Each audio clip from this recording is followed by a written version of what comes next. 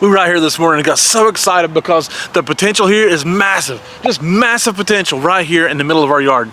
For those of you who aren't aware, the container gardening is a big deal. What we do, we grew up growing food, I guess you should say, or in growing container gardening. We did this on the back patio of our apartment for years, and now we're doing it in part here at our home with a half-acre lot just in our backyard. But we grow so much food in just these containers, and it's such a massive potential that we get excited about it so much. And we just want to show you exactly what you can do inside these containers in a small space.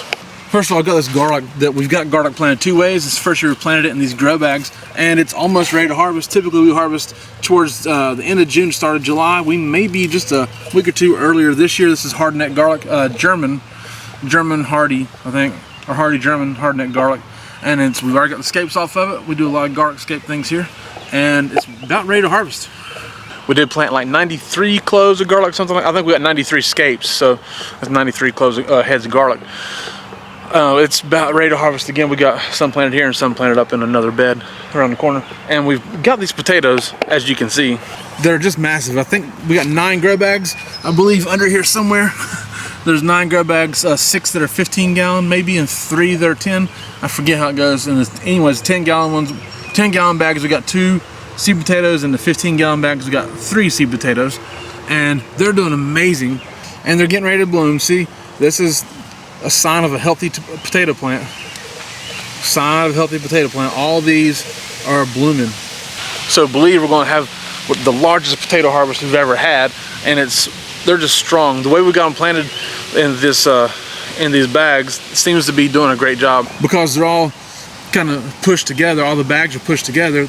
Looks like all the plants are supporting each other, staying upright, really strong, and they're shading their soil essentially because it's all under here. So it's really difficult for that soil to dry out. It's not getting scorched by the sun because of all the plant life above it, and they're just extraordinarily strong and healthy.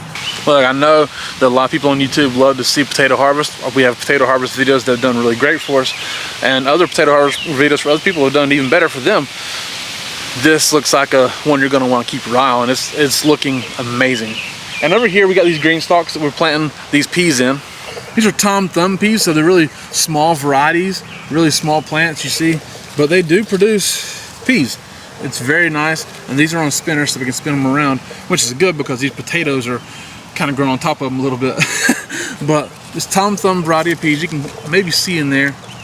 See, you see these peas starting to develop. It looks like it's going to be a really nice amount of peas inside of each pod.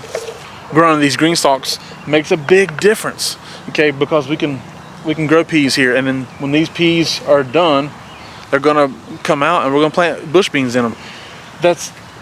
Green stalks have been a massive deal for us as far as growing in small spaces and the flexibility of being able to grow multiple things in a season.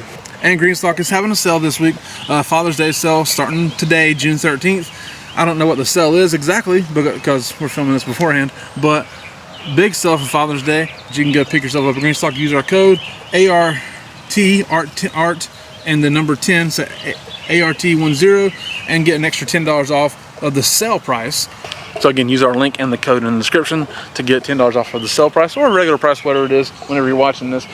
Now these tomatoes here, these tomatoes here are exciting us a lot. Now we got several tomatoes and peppers in there that we're going to talk about. But these, we have Romas planted here. Okay, these Romas are looking extraordinarily great. Setting heavy amounts of blossoms, putting out a lot of blossoms on each plant.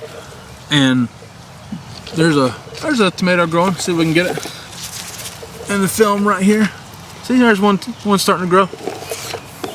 But they're looking wonderful.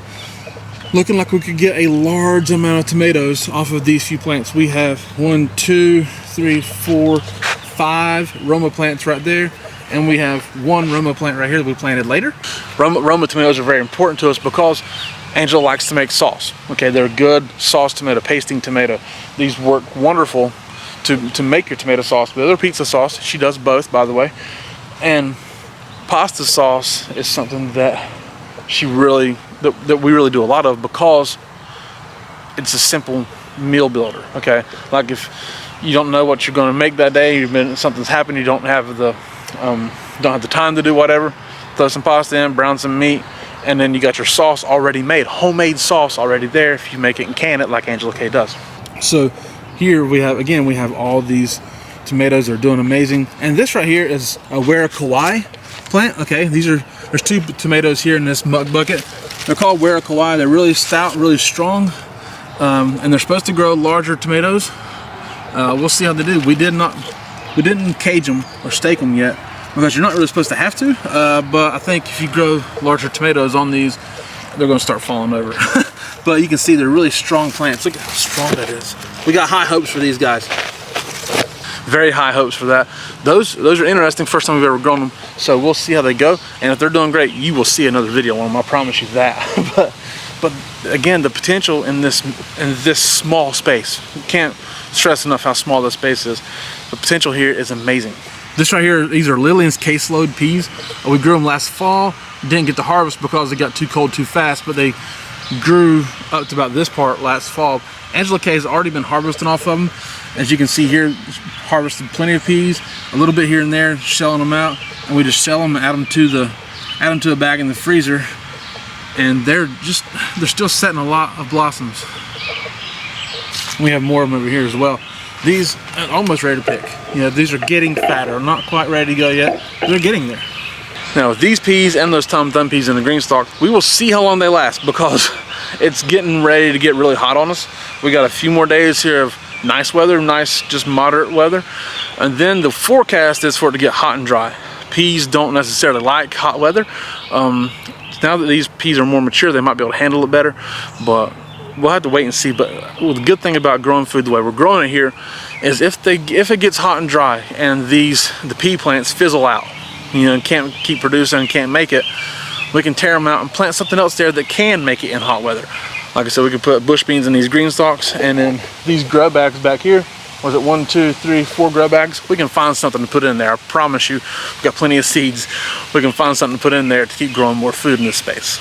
These sweet potatoes here are doing amazing as well. You can see they're starting to bush out and vine out really well.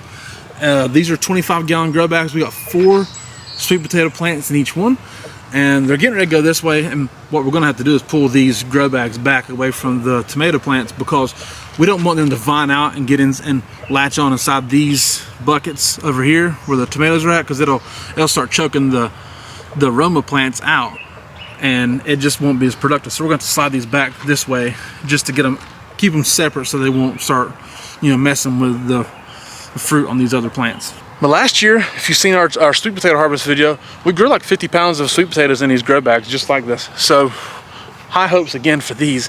We got another Warakawa plant right here, just like those others we just showed you a minute ago, and it's singled off by itself in a smaller bag just because we had to plant it later. We didn't know what to do with this bag, so we just put another Warakawa plant in there. Now we've been more than happy with everything that's out here.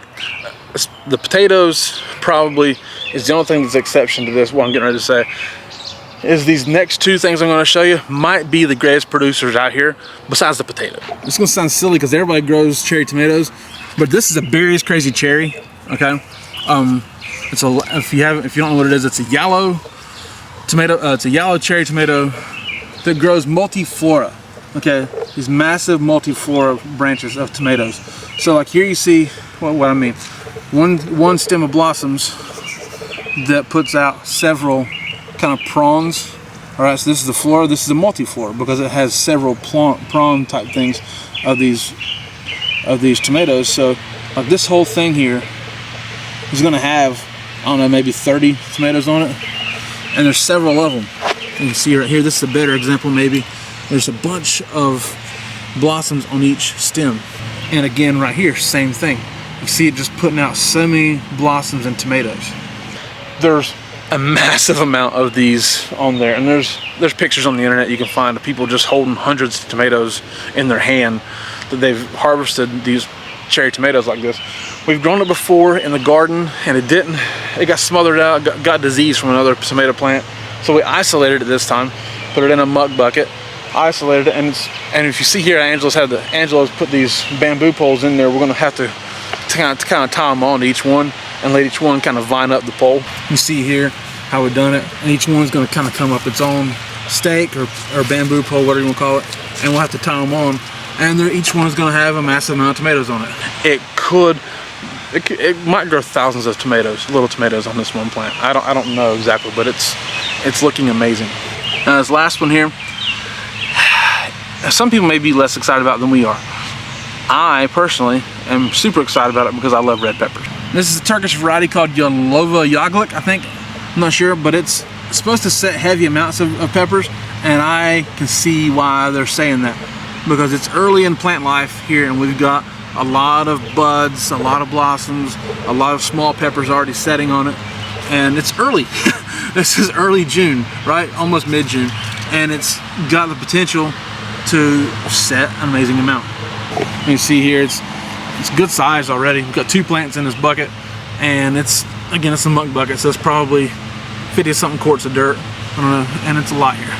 So we'll wrap this up as the neighbors start mowing. Actually, it's a company mowing that yard. It's a rental property. But thank you guys so much for watching. I do appreciate it.